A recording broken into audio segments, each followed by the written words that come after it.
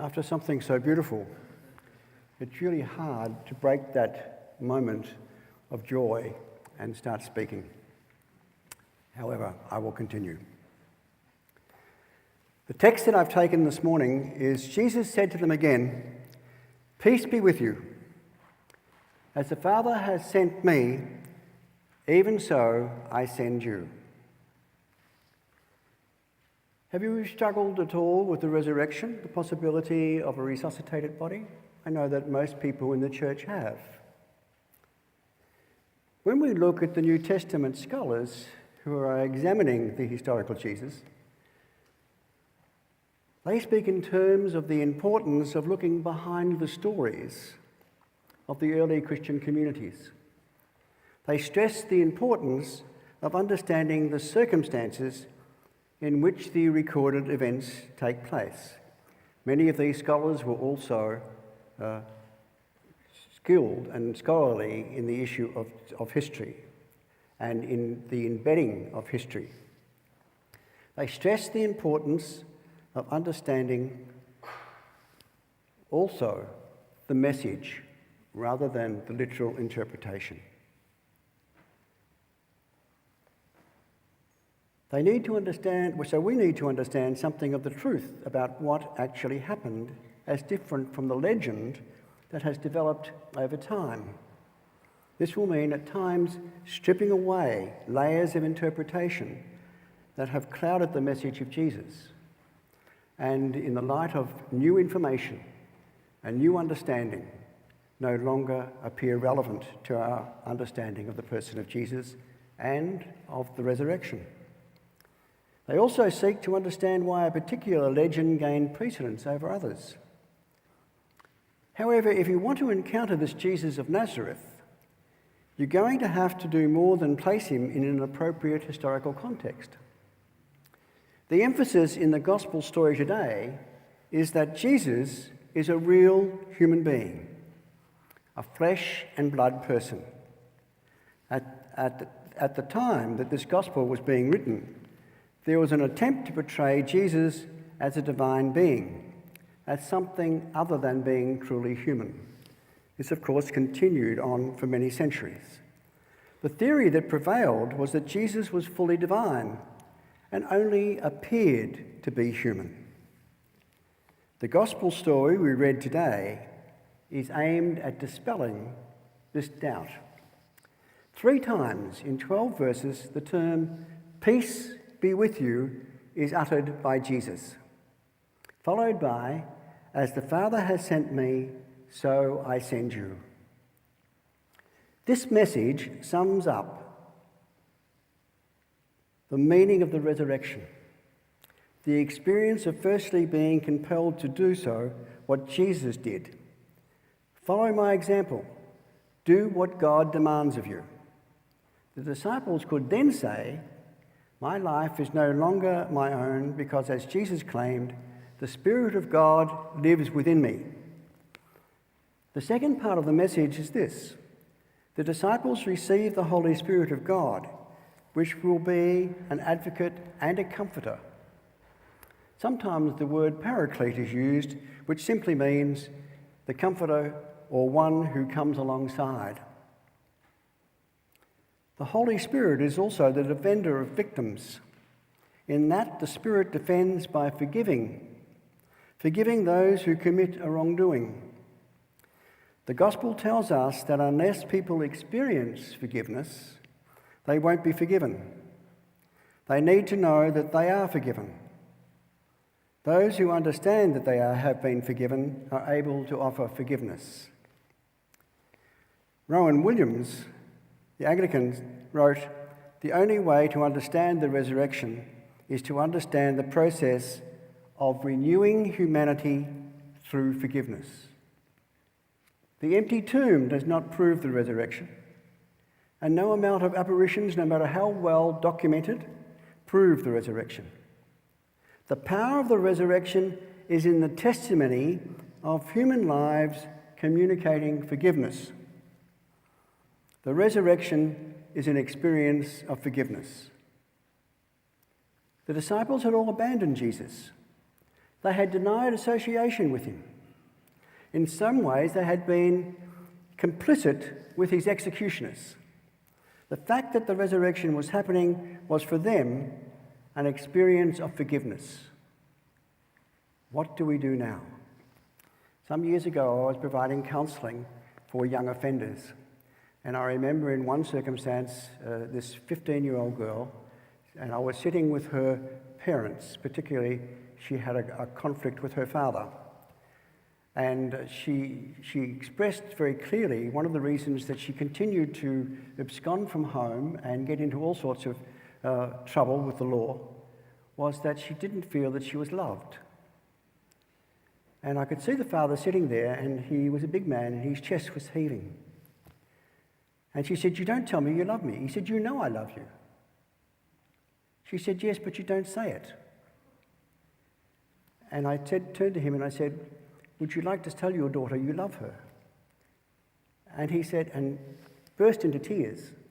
And he said, "I love you. I love you." And she walked across the room and embraced him. And together they hugged and both cried. It was in the willingness to forgive for both of them that there was a chance of the renewal of life. If this is the message of the resurrection, then the appearances of Jesus are not to establish that the resurrection occurred. Rather, in all the Gospels, the appearances serve as occasions for the disciples to be commissioned to what their future role would be within the Christian community.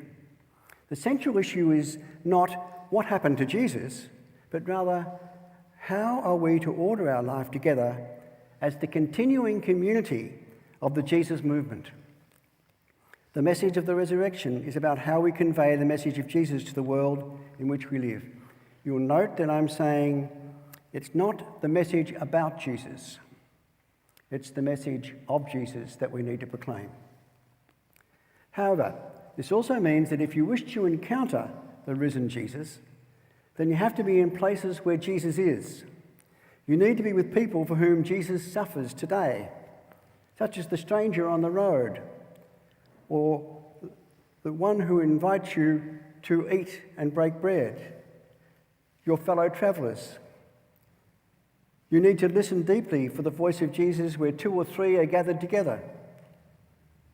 In short, do not rely solely on what others tell you or what you can read in books or even in solitary prayer.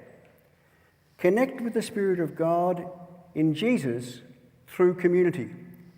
All of you here would have experienced that in places and with people where you will at least expect Jesus to be recognised. Thomas was sure of one thing before he saw the risen Jesus for himself. He knew that if Jesus was alive, Jesus would be seen in the flesh.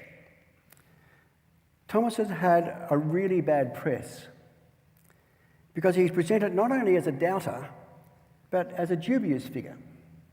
The story confirms the flesh and blood reality of Jesus. Remember the story of the emperor's new clothes?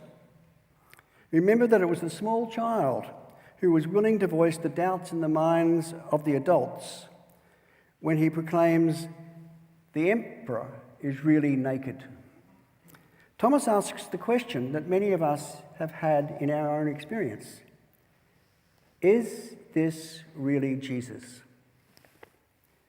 Doubts will appear in religion, as in any system of learning, where there is difference between what we are told to believe and what we experience in reality. But doubts can be a very powerful, liberating energy. In history, many of our greatest developments have come from doubters. Martin Luther doubted that salvation could be achieved by good works alone, and hence the development of the Reformation. Rosa Parks doubted that a person's skin colour made some people superior, and hence we had the mobilisation of the civil rights movement, which was supported by Martin Luther King, who we remembered 50 years since his assassination just last week. Doubts arise when we question long-held beliefs. They are not flags indicating weakness, but they are auditors in our belief systems.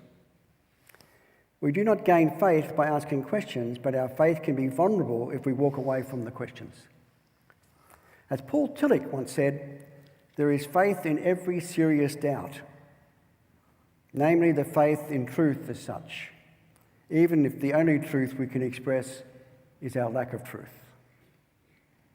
I would strongly recommend to you all to read Dr. Val Webb's book, In Defence of Doubt, to all those who haven't already engaged in that challenging work. It's interesting that in discussion with Val, we discussed the possibility of doubt. Where does doubt lead us? And often it leads us to deconstructing what we know and searching for a more clear understanding of what we believe is the person of Jesus and what we believe is our faith. By deconstructing that, it doesn't leave us in complete depression. What it does do is it leads to new discoveries of how to understand our faith in line with our questions. We still need to encounter Jesus in the flesh, just like Thomas did.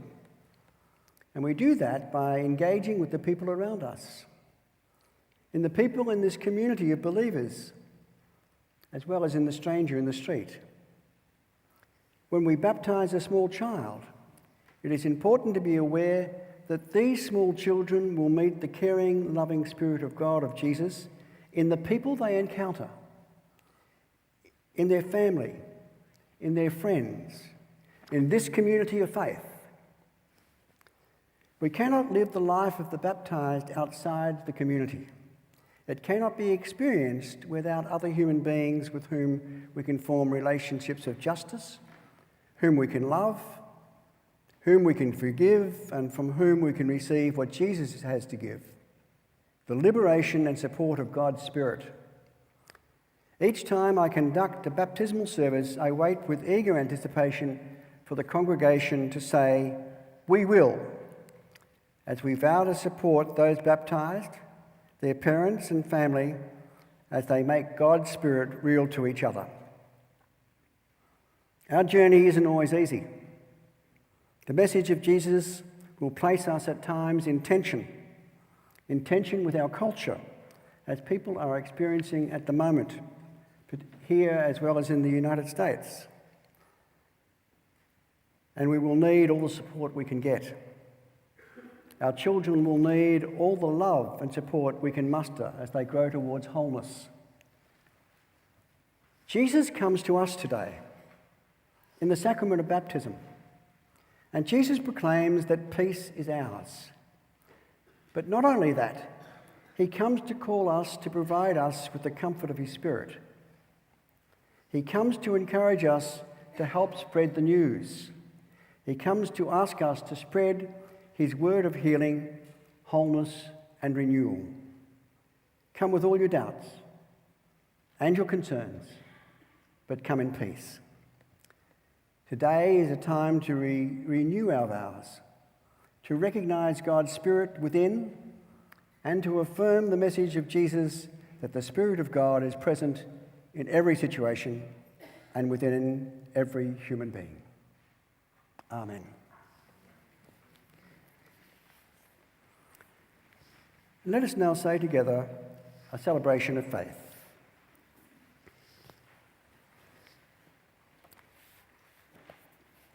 God is hearing what we hear. God is seeing what we see.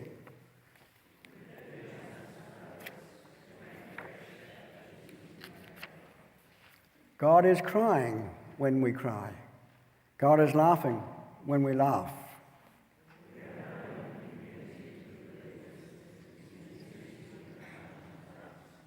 Encouragement and support are the gifts we exchange.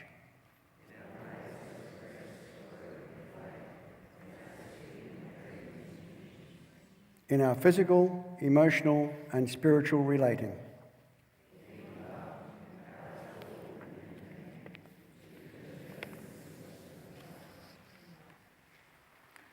No matter who you are or where you are on life's journey, you are welcome here in this safe and sacred place.